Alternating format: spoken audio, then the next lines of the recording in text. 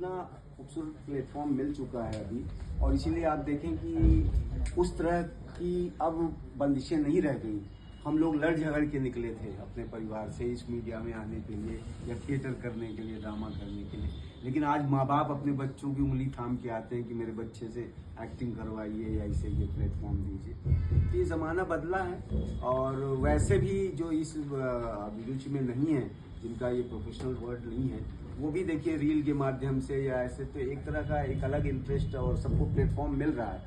हर किसी को अपनी प्रतिभा दिखाने का एक अवसर तो प्राप्त है, तो इसलिए एक अलग संभावना बन रही है।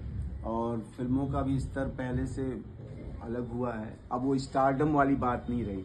अब एक्टर अगर है, उसमें दमखम है, तो एक्टिंग को उसको अलग अलग स्कोप्स मिल रहे हैं। तो ये ज़माना तो बदला है। अब यही है कि जैसे हिंदी बेल्ट में कुछ चीज़ें उस तरह से नहीं हो पा रही हैं कि हम जब भी कुछ पुरजोर कोशिश करते हैं तो वो एक तरह से एक विधिवत तरीके से नहीं आगे बढ़ पाता है जो दूसरी भाषाओं में। मैं ये बात सिर्फ कथ्य को लेके कर रहा हूँ कि कंटेंट को लेके, जैसे थिएटर में भी मराठी में जो काम हो रहा है, बंगाली में काम हो रहा है, गुजराती में काम हो रहा है, उस तरह से हिंदी बेल्ट में काम नहीं हो रहा है। तो वो सब थोड़ी बहुत परेशानियां हैं, लेकिन हिंदी बेल्ट में प्रतिभाएं तमाम हैं, तो उनसे संभावनाएं हैं। और इन छोटे शहरों में तो बहुत ही प्रतिभा। अब वही है कि वो किस तरह से उनको अवसर मिले और किस तरह से वो मेन स्ट्रीम में आ सकें। तो इस तरह की कोशिशें हम लोग कर रहे हैं कि उनको वो अवसर मिले। इसलिए जगह जगह छोटे छोटे वर्कशॉप लगाए जाते हैं या इस तरह का एक मौका दिया जाता है जिसमें सारे संभावित कलाकार आते हैं, वो चाहे नवानपुर हों या कुछ थोड़ा बहुत जानकारी रखते हैं। तो है, पहले से तो अलग से अवसर मिले हैं। और वो अगर ज़माना हम लोगों का अगर आप 80s 90s में जाके देखें तो बहुत ही दुष्कर था। इवन थिएटर करके भी सर्वाइव करना मुश्किल था। आज थिएटर करने वाले भी सर्वाइव कर रहे हैं, सरकारी अनुदान काफ़ी हो गए हैं, ड्रामा स्कूल्स खुल गए हैं।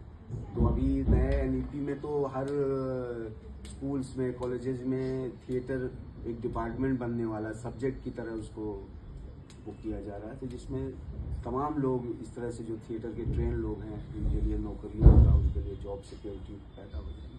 तो पहले से बहुत ही बेहतर एक आलम है।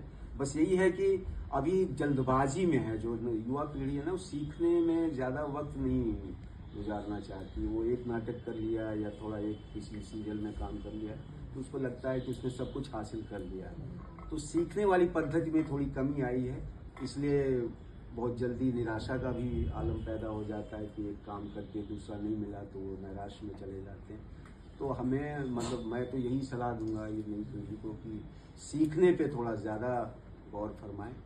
जब आपको लगे कि आप हाँ काफ़ी मेच्योर हो चुके हैं अपनी विधा में, तभी मुंबई का रुख करें और तभी और विधिवत थिएटर करते रहें, उससे आपकी प्रतिभा में निखार होगा। यही है।